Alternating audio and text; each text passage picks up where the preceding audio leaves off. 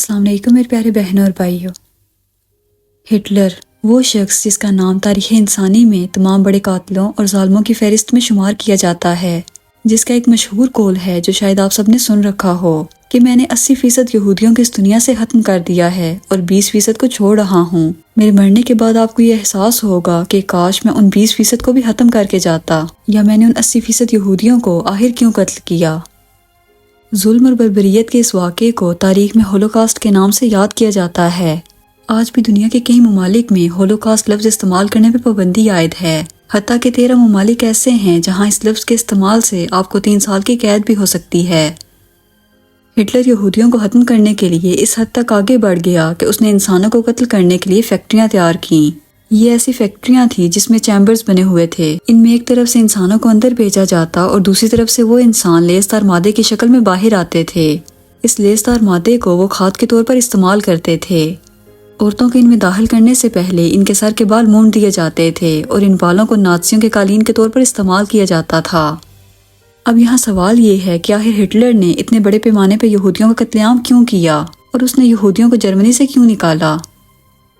دوستو، ہٹلر ایک Christian family میں پیدا ہوا تھا، مگر اپنی سوچ اور خیالات کی وجہ سے ایتھسٹ مانا جاتا تھا۔ ہٹلر کو شروع سے ہی مذہبی طبقے سے بہت چڑ تھی۔ یہودی یعنی بنی اسرائیل قوم شروع سے ہی اپنے دین میں بہت پریکٹیکل مانے جاتے ہیں۔ اس وقت جرمنی میں یہودیوں کی تعداد زیادہ ہونے کی وجہ سے وہ مذہبی طبقے کے طور پر زیادہ ہائی لائٹ تھے۔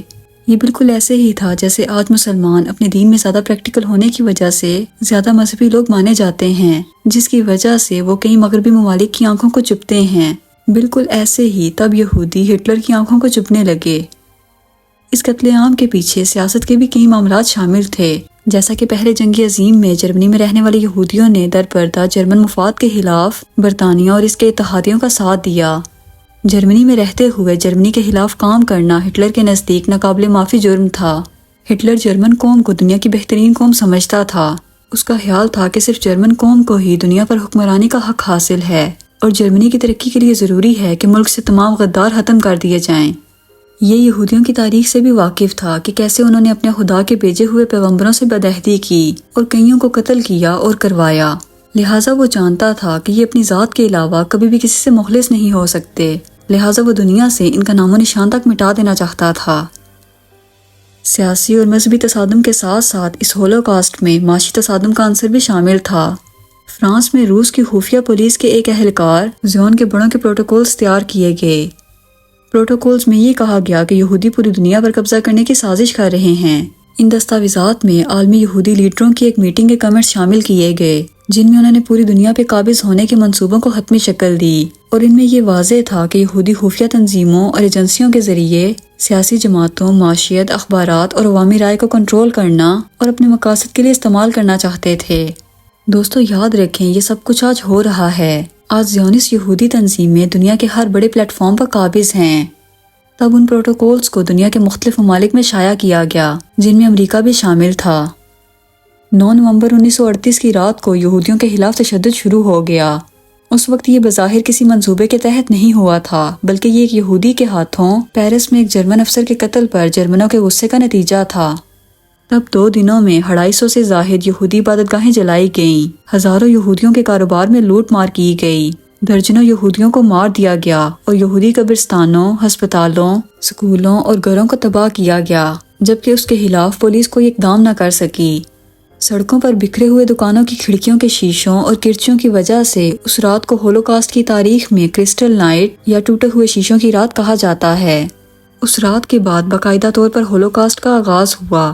اگلی صبح ہی جرمنی میں 30,000 یہودی مرد و عورت کو صرف یہودی ہونے کے جرم میں گرفتار کر کے حراستی کیمپوں میں بھیجا گیا۔ یہودیوں کے کاروبار کو اس وقت تک دوبارہ کھولنے کی اجازت نہیں دی گئی جب تک کہ ان کا انتظام غیر یہودیوں کے ہاتھوں میں نہ دیا گیا ہو۔ یہودیوں پر کرفیو لگا دیے گئے کہ وہ گھر سے نہ نکل سکیں، حتیٰ کہ یہودی بچوں کو اسکول سے بھی نکال دیا گیا۔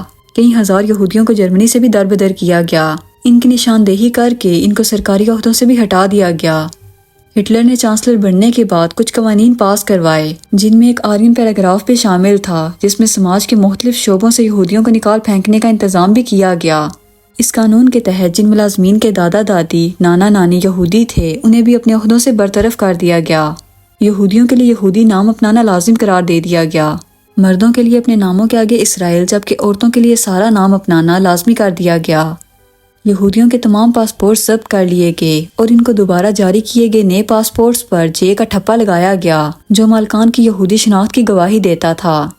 6 سال سے زائد یہودیوں کے لیے اپنے کپڑوں پر ایک پیلے رنگ کا 6 نقطوں والا ستارہ پہننا ضروری ٹھہرا دیا گیا جس پر کالے حرفوں میں جوڑ یعنی یہودی لکھا ہوا تھا۔